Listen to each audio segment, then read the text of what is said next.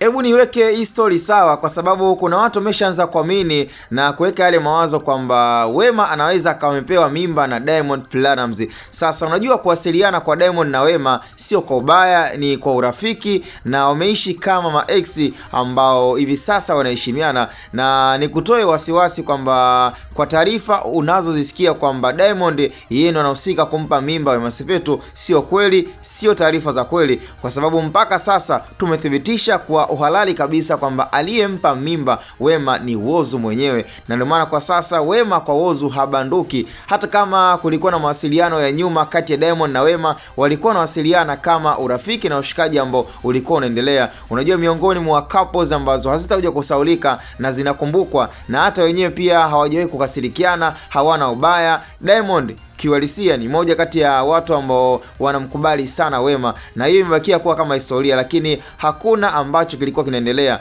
Diamond anamheshimu Whozu na alikuwa anafahamu kwamba mahusiano ya Whozu na Wema yalikuwa yako serious. Kwa kitendo cha kusema kwamba labda amgeuke mdogo wake na ampigie kimya kimya, nafikiri singekuwa poa, na kweli mawasiliano yalikuwa yanafanyika, ila kilichokuwa kinaendelea ulikuwa ni urafiki na ushikaji tu, na imebakia kama historia kwamba wao ni ma-ex. Kwa hiyo usidanganywe sehemu yoyote kwamba Diamond ndiye anahusika na mimba ya Wema Sepetu. Hapana, huo sio ukweli, bali ni taarifa ambazo pengine watu wameunganisha matukio kwa kuamini kwamba labda kwa kuwa walikuwa wanawasiliana Wema na Diamond, basi pengine Diamond anaweza kampiga kimya kimya ama kisirisiri. Lakini kweli ni kwamba Diamond mwenyewe aliishi na Wema na hakuwahi kufanikiwa kumpa mimba, hata kama kulikuwa na rumors kwamba Wema alikuwa anatoa sana mimba kipindi hicho. Lakini kwa sasa acha tumpe heshima Whozu ambaye amefanikiwa kumpa mimba mwanamke ambaye amesumbuka miaka na miaka, ametukanwa miaka na miaka, lakini hatimaye kwa sasa anaheshimika. Tunamheshimu